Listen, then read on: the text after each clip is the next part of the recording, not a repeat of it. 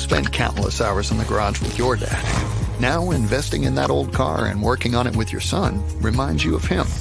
And his legacy lives on. Fund your passion with a low-interest home equity line of credit from Bank of Blue Valley. Hi, Scott. Whoa! How are you doing?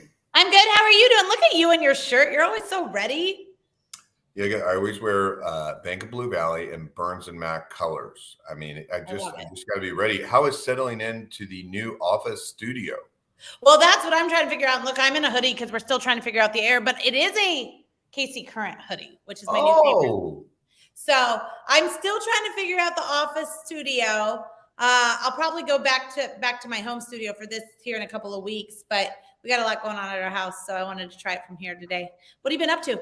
Not much, but more importantly, the audience, we kind of want to know what they're up to and segue into a crane dropping off a pool. Yeah. Lent money by Bank of Blue Valley that came in through and they sank the pool. And so you're going to be swimming. I want to know the audience if they're swimming. So what are your weekend plans, Aaron? I was going to see if I try to have a picture here. Yeah, they actually put my pool on a crane over the house, but I was in Miami. Here's a picture of it. Isn't that crazy? I was in Miami when they did that, and so I came back and the pool is almost done. I got very lucky, but I didn't. Luckily, I would have had so much anxiety while that was happening. 4th of July.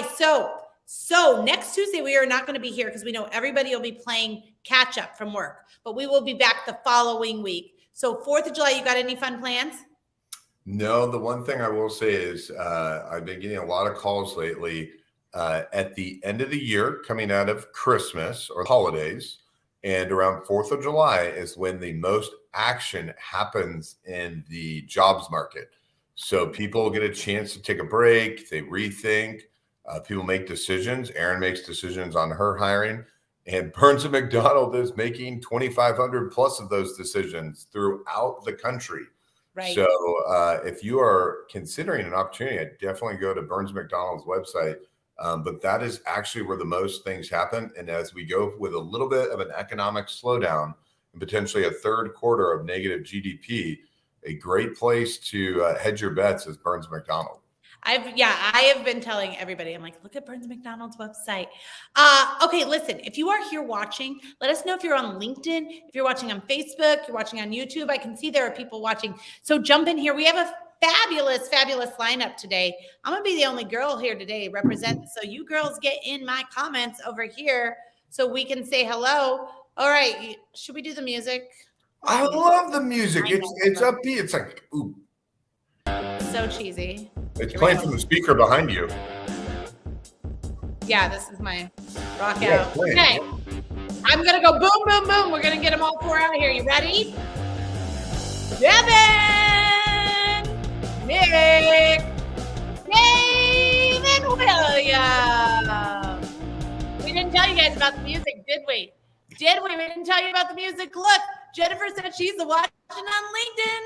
Hey, Jennifer. I know there's more of you out there. So you guys got that awesome music. We got Felicia. Hi, Felicia.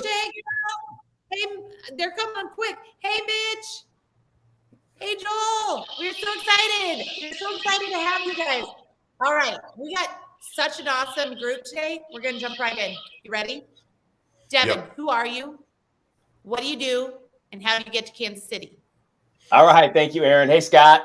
So my name is Devin Henderson. First and foremost, I am a family man. My wife and I are going to celebrate 16 years next month. So super excited. Thank you. And we have 7 kids. So, wow. But the best part of that is that they are all girls. So, yeah. And I'll give you a little glimpse here. That's what they can look. That's them. Oh, yeah. And people are always like, "Hey, you praying for that boy?" I'm like, "Do we look like quitters?" Right? And then other people are like, "It's a bummer you don't have boys. Have you thought about adoption?" And we're like, we thought about it. Then we were like, let's just keep them. So we're good people is all that I'm saying. We're good people. So that's who I am. I'm a dad. I'm a husband. The way that I got to Kansas City is I was born into Kansas City. Born on the Missouri side, but I've lived in Shawnee my whole life, except for the few years that I went to Kansas State University, which is where I met my wife. came back to Kansas City and jumped right into entrepreneurship, and it had nothing to do with my degree. So became an entrepreneur right away. I thought I'm just going to go for it. And then the backup plan is the degree from K-State. But the backup plan was never necessary. I've been an entrepreneur now, doing the same thing for, this is my 19th year. So that's who I am. That's how I got to Kansas City. Now, what do I do now? So I am a keynote speaker. And I got my start as a performer entertainer. So I'm a magician, magic, things like this. Oh, ow. Oh, yes. Yeah, thank you. Thank you, Scott. So started with magic, doing private parties, and then I was doing corporate events, and then someone challenged me to be a speaker, which sounded really boring, but I was like, you know what? I'll give it a go. And I made that transition about 12, 13 years ago, and never looked back. And so keynote speaking is incredible. What I do is I inspire ordinary people to do extraordinary things.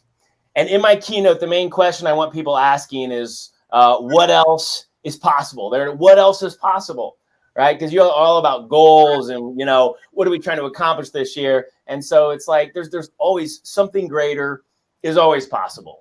And that's actually the name of my keynote. Something greater is always possible. It's my signature keynote. It's the ultimate keynote experience to inspire resilience. And it's so much fun. I get to use all of my background as an entertainer, the magic, the comedy, soccer skills, audience participation, storytelling, all into this one Uber keynote that inspires people to have grit, to not fear failure, to never give up, no matter what the future holds. And so I was so blessed to find my life's calling early on, and that has just grown and flourished. And now I travel all over the country, opening conferences, doing these fun keynotes. And the feedback is awesome about how it's changing lives, transforming organizations, and helping people just look to the future and keep asking that question, what else is possible? And that is what I do. Aaron, I know you have a ton of questions, or else I could go into the boring business ones, but I know You go into it. I know, Devin. Yeah, go ahead. Go ahead, Scott. What do you got? So I'm curious for the audience, because it's a business show and people that are wanting to book a local speaker. Yeah. And even though you travel all throughout the country, what are some of your favorite clients that you speak to? And also, who are some clients that you've just had for a really long time? Because those long-term relationships have to be special. Sure. Yeah. Well, I want to answer your question. I first want to give a shout out to Nonprofit Connect. I will be the keynote speaker at their breakfast next month. So that's going to be really fun. And you're right, Scott. I do several in-town keynotes as well. So I've worked with Hallmark in the past, Cerner. I've done Pepsi. If you can just think of the kind of the bigger corporate, but then also what some of my favorite to do. I love doing healthcare, anything in the service industry. I do a lot of financial type things.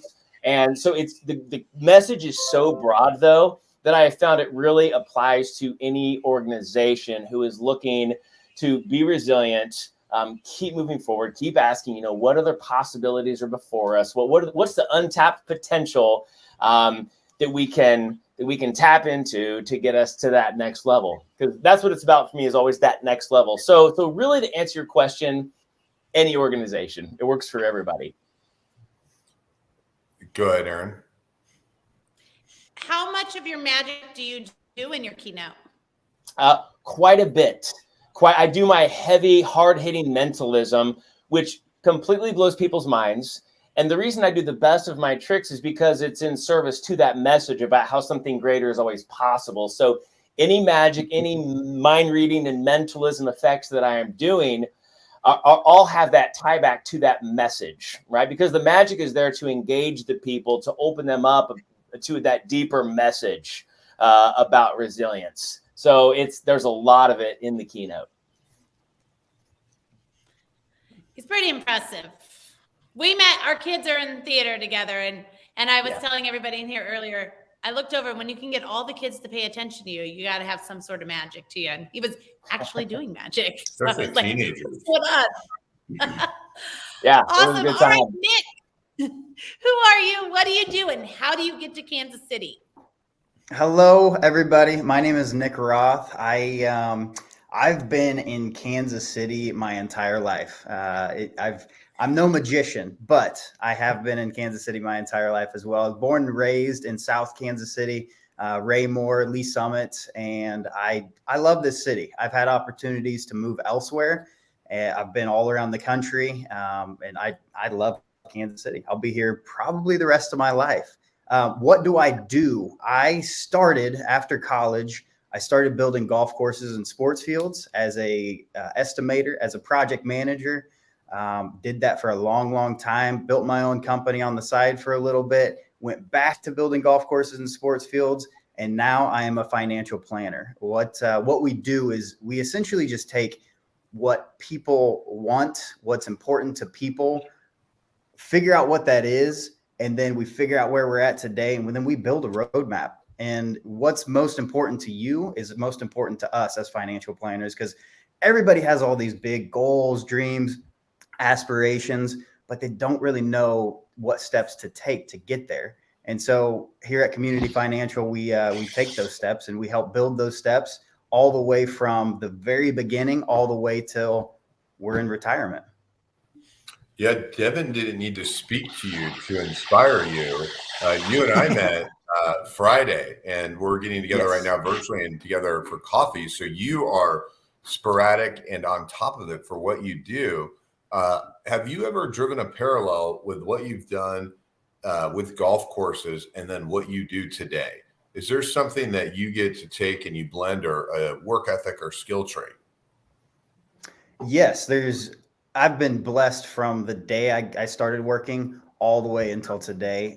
There's so many parallels between project management, estimating, bidding, because it's just building a plan, building what you really want, and working with architects before and engineers and construction managers to today. It goes to, what do you want? What does that beautiful golf course look like? All the way to, or sports field, all the way to what does that look like 10 years from now, 20 years from now, 30 years from now? And how do we sustain that for the long term, especially in a rocky environment like we're in right now? Nobody likes the market right now. So Aaron, did your advisor advise you on that beautiful pool and that trip to Miami? And what questions do you have for Nick? First of all, the trip to Miami was with a client. That was a work trip. I know.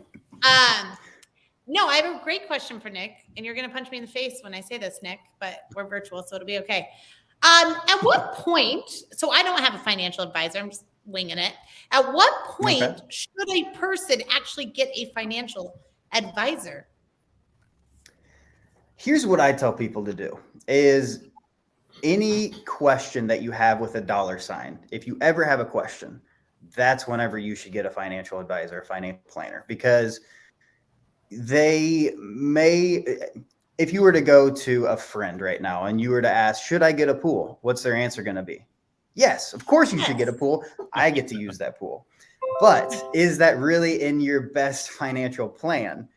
Maybe it is, maybe it's not. Maybe there's a pool close by that would be a better financial suit.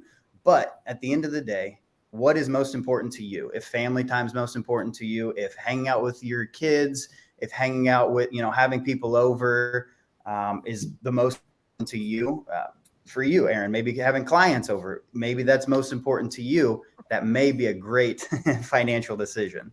But at the end of the day, again, what's most important? What do you want? If you can afford it now, then why not do it? But it also may not be a great financial decision. It's funny you say that, because we've been talking about getting a financial advisor, and we said, let's get this pool done first so they don't tell us no. Yeah, but Aaron, you also have 3 kids, and you're talking about Devin's point of being able to hold everyone's attention and what's most important to you. So I think it's a phenomenal family time. Everyone in the world parallel on that one. It just ended up happening. I think it's everyone awesome. in the world says you don't make your money back on the pool, but if you can get the family time out of it, you can do it like that. Absolutely. I do have a question. Because you built golf courses, are you an actually good golfer? That is a funny question because I got into the industry thinking that, oh, I'm going to be around golf courses all day, every day. And the last thing I did every single day was golf. I did not golf ever whenever I was building them, but they were really awesome to build. But now that I'm a financial advisor, I have a little bit more time in the afternoons and weekends, and I do get to golf. Good golfer. Yeah, that's pushing it, but shooting in the 80s, I like to think I'm decent. It's fun. Cool. I like that. Scott and I competed in a golf tournament one time. The Big Brothers, Big Sisters. You should have been on our team. You were, I was you were last place. when you and I sponsored a hole and we didn't golf, we just served Jello drinks. shots. I was thinking We're good at the Jello shots. Yeah. Awesome. Well, thank you for joining us. Dave, who are you? What do you do? And how do you get to Kansas City? Well, I'm Dave Wanamaker. I own a small company called 5 Star Solutions Group. The first thing that I want to do, though, is I want to compliment Nick on how well he followed Devin. I'm glad that I was not in his shoes because Devin was going to be a really tough act to follow. So thanks for being that buffer zone, Nick. I appreciate that very much. So how did I get to Kansas? Or actually, I guess what do I do? The best answer I can give for that is that I help my clients, all of whom are small business owners, increase their customer activity by making sure that they have a fantastic online reputation.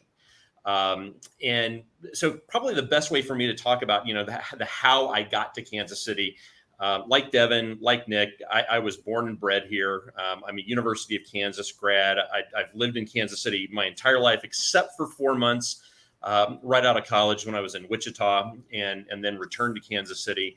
But I just love Kansas City. And my brother, for example, who was 4 years my junior, decided a year after he graduated from KU that he had had enough of cold weather. And so he moved to California and has been a beach bum, not really a beach bum. That's not fair. He's been a California guy ever since. Certainly don't ever see him coming back. I, on the other hand, I have always loved Kansas City. My family is here. My wife's family, for the most part, is here. And we don't have plans to leave either. We've raised our kids here and just love Kansas City. So getting back to the what do I do? I think the best way for me to explain this is that I spent most of my career working in the media advertising sales business. And most of that was in radio. And when I would go and meet with a prospective client for the very first time, one of the questions that I would always ask was, hey, tell me, what is your most effective form of advertising to date? And 99% of the time, that answer was, well, word of mouth, of course. And that made a lot of sense to me because word of mouth almost always converts at a really high rate.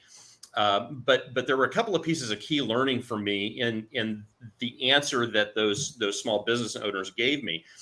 The first part of that was, if there's one irrefutable rule in marketing, it's that the potential customers of any business care more about what the actual customers of that business say was their experience of that business than anything the business owner can say in his or her own advertising. Much, much more valuable.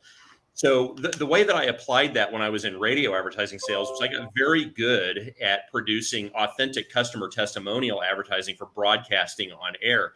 And it was very effective across a wide range of industries. I kind of say from healthcare to home improvement, everything in between. That was very effective. Now, when I was in radio, for the most part, there was no such thing as online reputation because the first online reviews, I think, for any company appeared in 1999 by a company called eopinions.com. And Google didn't even launch online reviews in earnest across the country, really across the globe, until 2014 with what then was known as Google My Business, now Google Business Profile. And so there wasn't this thing called online reviews. Well, today, obviously, word of mouth really exists primarily online in the form of customer reviews.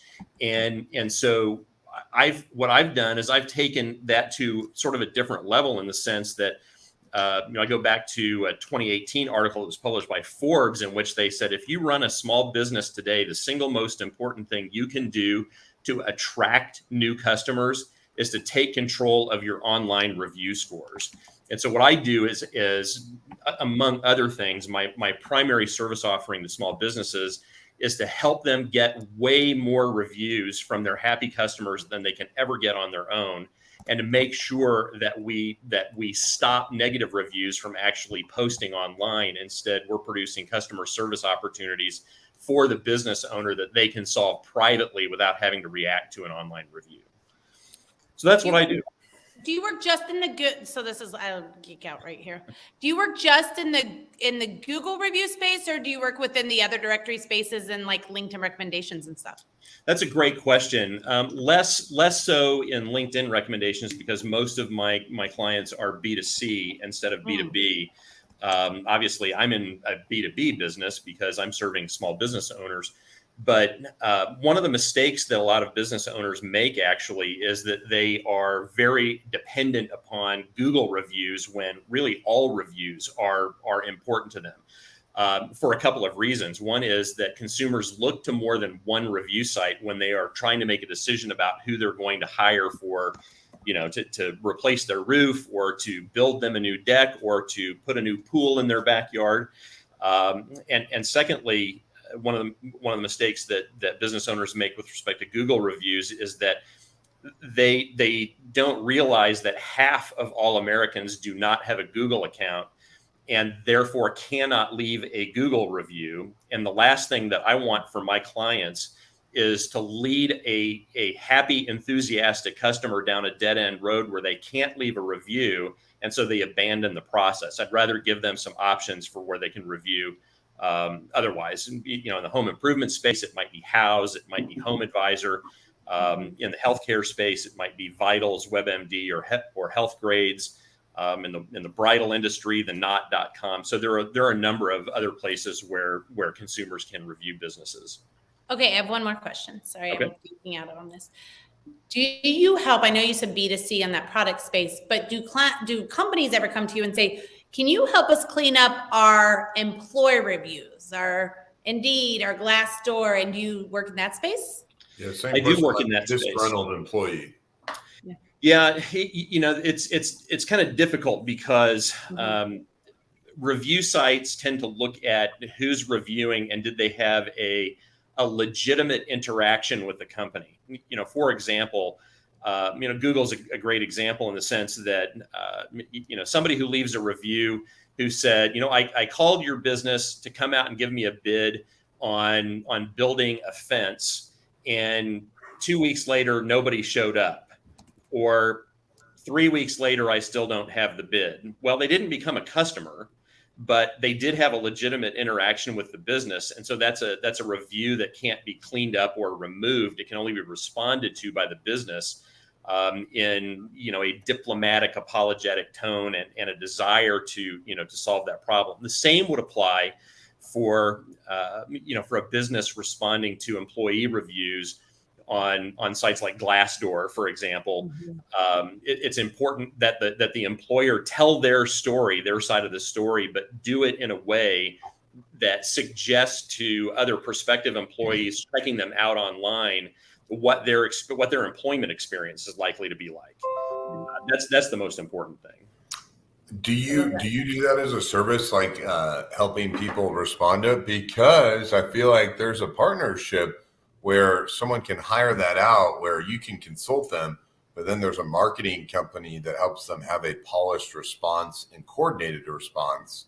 Because I feel like, sometimes you get a disgruntled employee and then you have a really prideful business owner, and, they may not see eye to eye. How do you reconcile the two to communicate? Well, again, I think it's important for the business owner to tell their side of the story in a way that they would want other prospective customers or employees to see their business. Because when people are reading reviews and they do read negative reviews, they want to know, how is the business handling this complaint? And if I were to have a similar complaint, how would my issue be handled by the company? With respect to partnering with my clients, I'll give you a great example. I have healthcare clients, And one of the things that's really important where healthcare is concerned in the review space is that healthcare providers need to understand that the way they respond to reviews needs to be HIPAA compliant. And I happened to notice a couple of months ago that one of my healthcare clients, really kind of through no fault of their own, was responding to their, even their positive reviews. That actually don't have any negative reviews, but they were responding to their positive reviews in a way that violated HIPAA. And they were very simple things like restating the reviewer's name and acknowledging the issue that they were solving for that particular patient and who they worked with in their clinic. I mean, those are things that's all private health information that, even though the patient divulged it themselves, the healthcare provider can't restate that back to the reviewer. Because those represent HIPAA violations. But David, they did a good job with my rash, and so I was appreciative. They told me they took care of it. Stop it. Yes. I recently read, we're gonna jump over to William here, but I did recently read that people believe online reviews 80% more than they believe their mother. Isn't that crazy? They trust online reviews. 85% of people trust online reviews as much or more than a personal recommendation from a family member or friend, or even their trusted doctor for that matter. Agree with that. Also, one stat, people like dogs more than they like humans. I believe it. Probably right. All right, William, you have been the most patient ever. Who are you? What do you do? How do you get to Kansas City? Hey, guys. My name is William Hayes, and I'm the owner and founder of a company called CoWork. We are the very first co-working space built strictly for contractors and people in the trades industry. And we're located in downtown Kansas City. I'm kind of from the Kansas City area. I grew up in Leavenworth, Kansas, and went to K-State.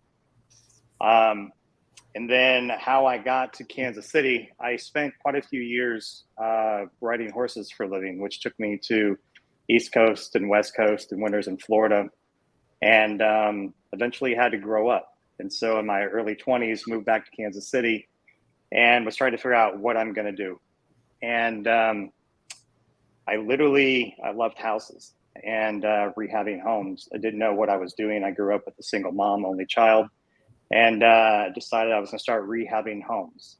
And went out and bought the Home Depot guide, 1, 2, 3, do it yourself book, and figured it out. So I spent last 25 years in real estate, spent 8 years high up in a marketing firm as well. And so I've got a really strong real estate background, really strong marketing background. And then 3 years ago, I started a company called ReuseHomes, and we focused on urban infill redevelopment. And last summer, we got big enough to where we needed to grow and was starting to look for warehouse space, office space, and couldn't find anything anywhere. Everything was literally $600,000 and up to $1.5 million for a warehouse. Called quite a few friends of mine, actually 4 different friends, one in each discipline, from HVAC, GC, plumber, and electrician. All do a couple $1 million a year in sales, each one. Great trucks, great jobs. And then I said, hey, where do you guys work from? And every single one said, I work out of my house. So I started digging more into kind of the trades industry and kind of what's going on, and come to find out that the trades industry is 1/3 of the US workforce. The other 2/3 are you guys, doctors, lawyers, bartenders, school teachers. That 2/3 population has 23% of people that work from home. When you get into the trades industry and that 1/3 population, the number doubles to 48% work from home or have home-based businesses. And when we started really digging into the numbers even more, there's no such thing as a medium-sized construction company. They're usually small, work out of their home, and or they're big. And basically, necessity is the mother of invention. And because I needed warehouse space and office space that didn't exist, and I saw a big need out there, I created Trades CoWork. And what's really cool is we're not just offering you office space, warehouse space, or interior storage things to run your business. But we actually kind of stepped back and looked at from my viewpoint of, what was I missing as a developer and as a small contractor? And that is the back of house portion. So we are actually now fully handling corporate branding for the company. 60% of contractors don't have websites. A lot of them still use Yahoo emails.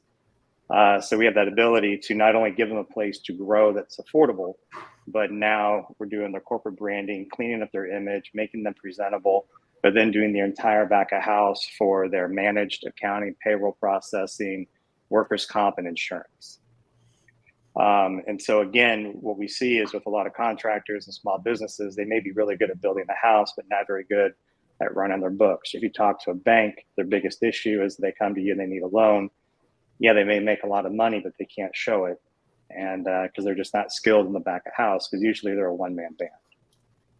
And so with trades, we are fulfilling multiple pieces of not just a place to work, but now basically building their business for them, allowing them, teaching them how to trade time for money so they can actually focus on growing their business. William, just a reminder for the audience, where is your co-working space located? And good. Yeah, I'm sorry. We're at downtown Kansas City at 17th and Troost. And I keep hitting mute because we open in about a week. And there's saws going off all over the place right now. And then we'll be opening 4 more trades here in Kansas City, and then taking trades and launching it nationwide. Oh, wow. And the texts that I sent you of the knowledge is actually from Erin. And so she was talking a lot about with one of our CEO groups, a lot of the work that Hispanic Chamber is doing in the trades industry. And I'll let her elaborate more and question on that. But I mean, just the location and what you're doing is something so well needed. I really hope the press picks this up even more. But Erin was one that tipped our CEO group in terms of the work that I was doing in the trades industry, in terms of Chamber actually making it happen. Go ahead, Erin.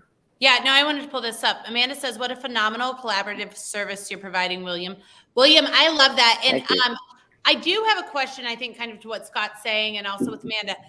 Do you see yourself at any point? I'm a big believer in not everybody needs to go straight to college. If I think that's what we've taught forever, and we kind of forgot about the trades, right? And so, do you see yourself at any point playing into that role post high school or even post college with the trades? Yeah. So 2 things. With the marketing background, I understand how people work and how minds think. For the last 30, 40 years, the trades industry has been looked down upon, even though I have plumbers that make $220,000 a year. My son, he's going to be 18 next year. He can go to the Carpenters Trade Union at 18 years old, make $25 an hour, time and a half overtime, free medical, matching 401k, go to class 1 day a month, and in 4 years be a master carpenter making about $120,000 a year at 22 years old with 0 debt. Yeah. So what we're doing is we're actually launching with trades. We own the name Trades as well. So we're going to be launching a clothing brand that'll be a contractor wear clothing brand for trades, and looks kind of like that's one of our logos. But then with the trades piece, we want to be able to change how people interpret and think of the trades industry. And my ultimate goal is to literally get trades big enough where we can affect policy from the top down level and get trades back into the education system, and give kids a choice. I do not believe college is your only answer. I have friends who are in their 40s that are still paying off college debt.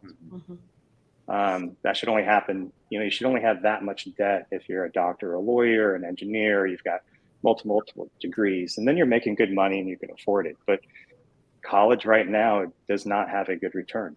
There is not a good return on investment. I have a question over here from Jamie. Hey, Jamie. Jamie says, isn't the challenge in getting into the trades the acceptance application process with the unions? Can you talk a little bit to that? Do you know enough about that? I do. Unions are typically more dealing with commercial projects. So the unions are very strong here in Kansas City, but they don't have anything to do with residential. And if you really look at the small business owners in the construction and trades industry, a very large portion of the smaller guys are residential. There are some that do commercial on the side. What we tell the union to basically try, because we want to keep peace and we want to grow with the union. Union doesn't work for everybody. It's a great idea, but it's expensive. And so what we're trying to do is get along with the union and say, hey, we're a feeder to you. You know, you have a hard time recruiting young people or anybody to go into that industry. So what our goal, like I said, is to change how people think, what they think, change the mindset of the trades, actually try and make it sexy, make it fun, but prove to them and show to them how much money there really is in that industry. And, you know, trade starting out, you don't make a lot of money your first couple of years. It's a lot of hard work, but within 5 to 10 years, you can literally write your ticket and be making 6 figures. And it is not that complicated. And so that's kind of where our goal is, you know, like I said, it's not just providing the office space and a new place to, you know, make their wives happy and get all their tools out of their garage. It's that whole business back end. I think that we're really specializing in and literally building businesses better and really teaching these guys who think they have a good life of how much better their life can be when they're actually organized and not chasing their tails. This is amazing. I'm going to switch the subject a little bit. I'm going to ask you one more question, William, but then it'll lead into our Burns & McDonnell question of the day. But I've been dying to ask you this since you signed up for the show. So why do you not have a picture of your face on your LinkedIn? Why is it just your arms like this? You knew you were going to get that question. Especially after you said you're a marketing guy. Yeah, well, I didn't think about it until you put our photos up there, and there is no photo of me. And it's because of the Kansas City cufflinks. And I'm a big fan of Kansas City, and I love suits. So usually in some of our bigger construction jobs, I'll be in a suit with the hard hat walking around. And I'm just a big fan of promoting Kansas City. So all right, well, my probably need to change that. Face down there. All right, I'm going to play this video. It's our Burns McDonnell question of the day. And as soon as it's done, Devin, you're going to be the first to answer, okay? Got it. Here we go.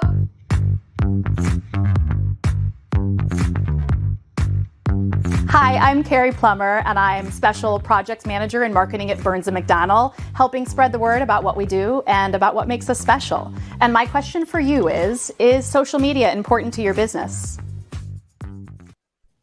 See that segue? Okay. All right. Well, thank you, Carrie, and thank you, Burns & McDonnell. That is a great question. Bottom line answer, yes, social media is important to my business as long as I remember 2 things. So the first thing I have is that I need to use it effectively, right? Not in a selfish way, just, you know, because as a keynote speaker, as a performer, it's easy just to get out there and be like, look at all the amazing places I'm in. I'm playing in Vegas. I'm doing corporate events. And it's like people don't, you know, people want information that is helpful to them, that will change their behavior and that will create transformation. So that's the first thing I have to remember. The second thing I have to remember is that I can't do all of the social media outlets and keep up with them effectively. And that's why I chose 2 main ones for my business. And it's LinkedIn, shout out, and it's YouTube. I have found that for me, my business, those are the 2 that work best, that I can maintain most effectively. So, and the way that I use those is after my keynote, at the end of the keynote, you know, I want the experience to go just beyond that one event. Like, oh, we got pumped up. This conference is going to be awesome. But how can I encourage them ongoing? So at some point, I throw up a slide that looks something like that. It's a way that they can sign up for my newsletter. And so this newsletter goes out, and I do different series. I just finished a series called Mental Strength Monday. And it was a 3-minute video every Monday about mental strength and just resilience and grit. And, you know, the response was phenomenal. I got so many direct messages about how encouraging it was, how they couldn't wait for the next video, how people are sharing it with everyone in their organization because they knew that they're helpful tools. So those videos are basically parked on YouTube. So I email, you know, I send the newsletter blast out. There's a link to the YouTube video where they can engage, they can watch, they can like the videos. But then also I post those videos on LinkedIn as well, because a lot of the people that I engage with, that's the pond that they fish in. That's where they swim. And so I figure, okay, if that can help them, then awesome. And then, of course, along with it, helping people, benefiting people, there are other people out there who are the event planners of those organizations. And so when they catch wind of what I do and the effectiveness and the impact it has on people, then they reach out to me, and say, okay, we found your video on LinkedIn or YouTube. We're interested in having you as a speaker. And it was all because of social media. So bottom line, it adds value, but it also creates influx for me to book future engagements. I'm going to challenge you to take snippets of those YouTube videos and just try TikTok. Just try it. Okay. Yeah. I thought about TikTok. Okay, I will plant that. And maybe that's why I'm here today. Maybe that's what I needed from you, Aaron. For your business, it's doing really well. I watch, and just side note, and I think I've said this on a show, but the past couple months, Google's gotten beat for the first time ever on views, and it was by TikTok. So Wow. TikTok's, it's not just for kids anymore. Yeah. All right. You know what, Nick? I love this question for you because a lot of people, and you've got a lot of compliance and stuff like that. So how important is social media to your industry? Social media is super important in any industry. If you want a bigger reach, you have to be on social media. Do I do it well? No, but I'm working on it, and we're getting the ball down the field. And you hit the nail on the head, Aaron. Compliance is no fun, but it's something that you gotta ask the questions. You have to get everything approved, and then you got to move forward. And yes, compliance. If you've ever been even thought about maybe being a financial planner or getting into the industry, if somebody doesn't talk to you about compliance, then they are lying to you. So everything that I do has to be approved. I have to send it in. It has to get approved, and then they will get, red line anything that I can or cannot say. But one of my buddies is in a band, and I've been telling him forever, probably the last 4 or 5 years, you can go play a show and you can reach 1,000 people, or you can put a good piece of content online and you can reach thousands upon thousands upon thousands of people. And the same thing goes for my business, Devin business. Everybody here's business, and you just put something up and it will continue to pay dividends time and time again. So what I find interesting, social media, I'm geeking out right now. What I find interesting in the financial world is that it is actually going crazy on really across the board, but where we're seeing the huge reaches aren't actually financial planners or people that have to go through compliance. They're just money experts versus where they're not actually telling people. So they're making their money off of just the video views and the reach and being more of influencers in that space. So I imagine at some point your industry has to give a little bit, right? Because people are wanting the advice, but they're getting it from people that aren't necessarily certified just yet. And it's a really interesting kind of push and pull there. It is an interesting push and pull, because you have people who love crypto, and I'm not going to say it's good or bad, but I know people who have made money on it. I know people who have lost money on it. And at the end of the day, whenever you have a question about your financial plan, you should go to somebody, not necessarily somebody online, because what works for one person will not work for another person. And what works for this person won't work for, a lot of things go into what your plan is supposed to be, not necessarily how do I make the most money? Type it up, figure it out. That may not work for you. It may work for somebody else, but it may not work for you. But every now and then I run into those things and they just drop a nugget and you're like, I had no idea. And I can't wait until your industry lets you do that. Let's go for it together. Let's fight for it together. All right, Dave. This is interesting because Dave, I imagine you probably see a lot of that compliance stuff too, but your social media, how much does that play into then convincing people that they got to do this? Yeah, the way that I approach social media is I try to use it for a number of things, but my primary use of social media is to provide value, and value in my case is the same thing as knowledge about how a business owner can really maximize the use of their online presence to generate customer activity. And so what I will do is a lot of times I try not to just state my own opinion in social media, but rather provide some documentation behind it. Whether it's an article that I find in a publication like Search Engine Journal that talks about why a business should be concerned about making sure that they populate their Google business profile with as many relevant photos as possible. What's the value of that? I had a client who, when I shared that information once in social media, came to me and said, "Wow, Dave, I took that advice and I uploaded about 50 photos to my Google business profile, and gosh, about 2 weeks later, my phone started ringing off the hook. You were right." So I like to provide value that ultimately can help another business owner, whether they ever work with me or not. That's my primary use of social media. I also will use it to just expose business owners to the fact that I do more than reviews. One of the things that's happened over the course of the last couple of years in my business is that I have had to become expert at Google business profile optimization. I've had to really understand how a business owner can utilize a Google business profile as a key component of their online presence to generate the customer activity that they're looking for. So I will utilize my own, social media presence to talk about, that sort of a subject. And then, I'll use it also to thank people for inviting me to speak to their groups on these sorts of subjects as well. It's a quick, easy way to give those business owners some exposure. And then finally, I'd like to feature other people that I network with when I find their particular business to be of interest to me.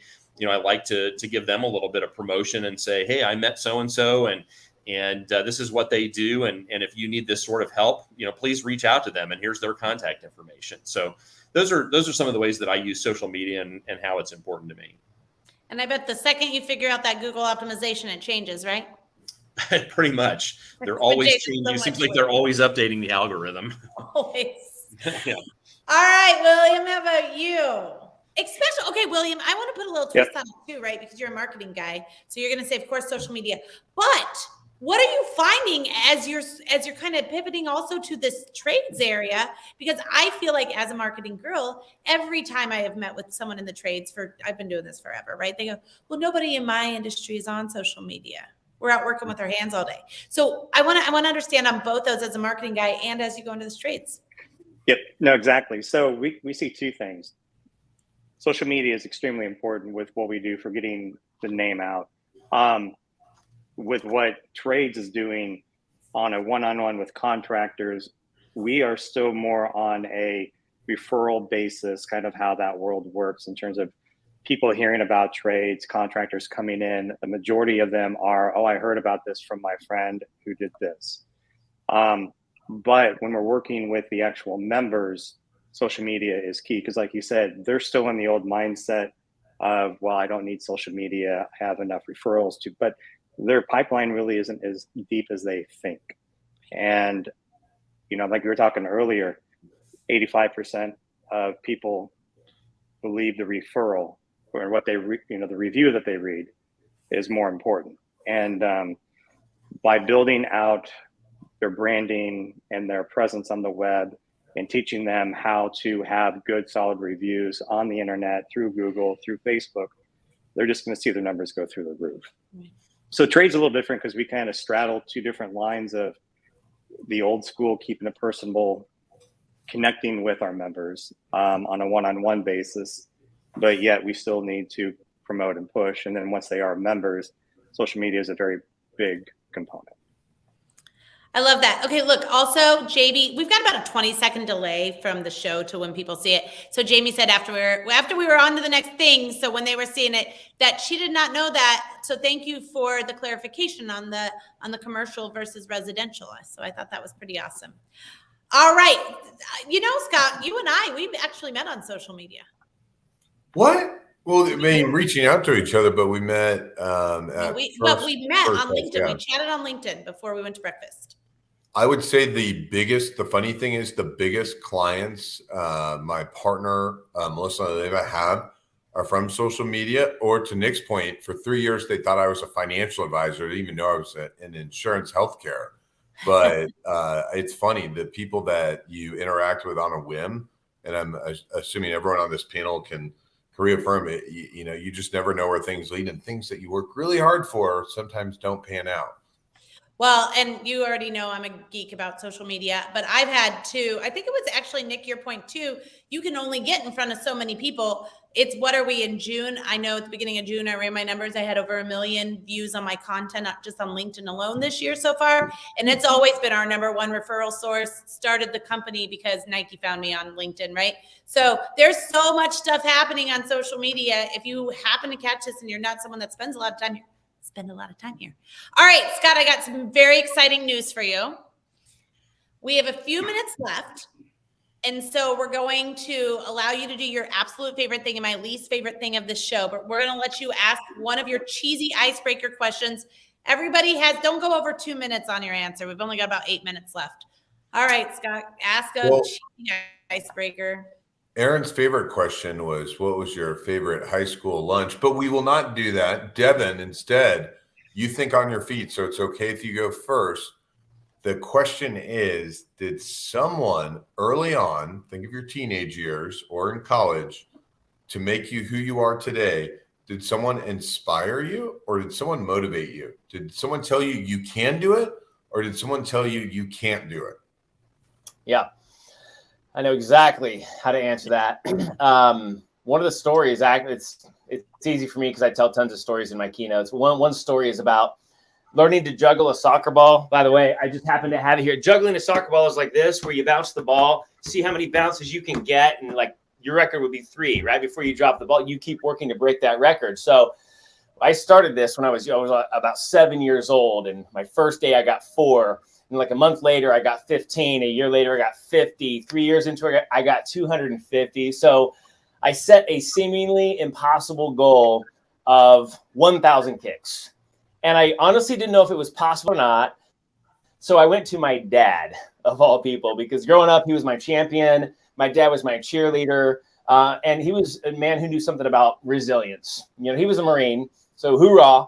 And you all probably know this. Once a Marine, always an uptight father. Okay. And so I said, hey, Dad, and he knew about my soccer journey. And I was maybe about 11. And I said, Dad, do you think that I can get 1,000 kicks? And he said, Devin, I think you can do anything that you put your mind to, but that is not possible. And, we've always had someone tell us, hey, I love you. I believe in you with every fiber of my being, but I just do not think that is possible. Well, I kept going and kept going. And when I was 15 years old, I hit a pretty significant milestone. I got 1,259.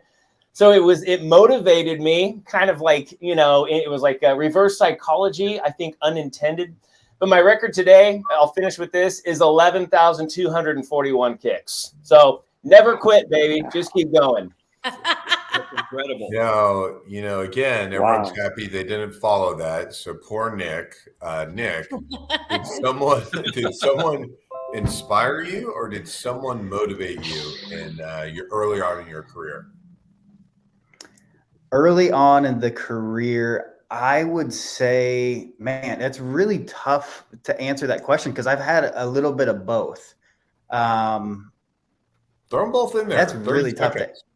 Okay. All right. Here we go. I have had baseball coaches and that have literally told me, you cannot do it. You cannot do it. You're too small. You're not strong enough. You're not this. You're not that. One guy in particular, I won't call him out, but he said some nasty, nasty things to me. I can't say it on here, But You can. that pushed me to want to be way better than anybody else. And it was reverse psychology. I see him regularly now. And I love that guy because he told me I couldn't do it. And that just pushed me to go further and further and further. The other side of that is the yes man mentality that you get from family. Kind of like, Devin, what you were saying about your dad. Family is always going to tell you, you can do it, you can do it, you can do it. But to be able to have that pushback from somebody else is absolutely amazing. David, 2 minutes. Who inspired you? Who motivated you? And an inflection point when you were becoming who you are in the business world. Well, I would say that my family and coaches that I had growing up. I was a competitive swimmer. All really inspired me more than it being a negative motivation sort of thing. Having people in your life that tell you that they believe in you and truly mean it, and provide an example for what you can do by succeeding themselves is very inspiring. And so, I credit my dad with that. Certainly, my mom, my grandparents. I saw my grandparents all succeed in businesses of their own, and then, as I swam competitively through elementary, middle school, high school, my swim coaches always challenged me to be a little bit better every day, and helped me along the way to actually achieve being better a little bit better each day. So I would say that yeah, I was more inspired in my life than motivated by somebody who told me that I couldn't do it. All right, coming up, William, did someone inspire you or motivate you early on in your business career? Never steal slow. That is the lesson that I was taught quite a few years ago that literally changed my world. And basically, when a deal is too good to be true, a lot of us sit back and wait and just think about, should I do this? Should I not? Should I go down this door? Should I not? And there was a deal that was too good to be true, and I drug my feet. And even after handshaking on it, just a couple of days later, it was pulled out from underneath me because I had months to act on it, and I didn't. And this gentleman literally told me, he said, "William, I'm going to teach you a lesson you'll never forget." And he uttered those words, "Never steal slow." And that is the reason from that day, I have changed my mentality, how I think, how I approach things. And I don't let anything slip by that I think is good. I jump on it, pounce it, and own it. And I never want to play the game of woulda, shoulda, coulda. So. But I have a quick question on that. We're almost on the show. Sorry. Because I'm an impulsive decision maker. I'm opposite you. And sometimes my impulsive decisions, because I'm like, oh, that's such a good thing. I've learned the opposite lesson sometimes. So how do you make that not happen? Well, I mean, it's not like you're hearing about something and making a decision in 5 seconds. It's the delay of, a week or a month of should I or shouldn't I do this? I'm not saying go out and buy a car tomorrow. Make the decision. But make the decision. And if it is something that your gut tells you should do, and it is a good deal, do it. It doesn't matter what it takes to do it, do it. Nick has a question. Nick has a saying. I have a rule for myself and everybody else. As far as impulse buying, give yourself 48 hours. And if you still did in 48 hours, there you go. You got it. You're now my new financial consultant. I'm just going to use that. So, and my partner is really going to appreciate that. Well, look, Amanda said it best. She said, great conversations as always. Thank you for being here. I want to thank our panel so much. You can connect with everybody on our panel right here if you're watching on LinkedIn, they're tagged. We've got Facebook, YouTube. If you're looking for William, you just see his arms, but he might put his face on there. So I'm super excited about that. And you can watch the replay over and over again. Thank you guys so much for coming on. Thank you. Really appreciate it. And we will see you in 2 weeks. So not next week, but we will see you the following Tuesday. Have a wonderful and great Independence Day, 4th of July, long weekend, however you want to call it. Bye, guys.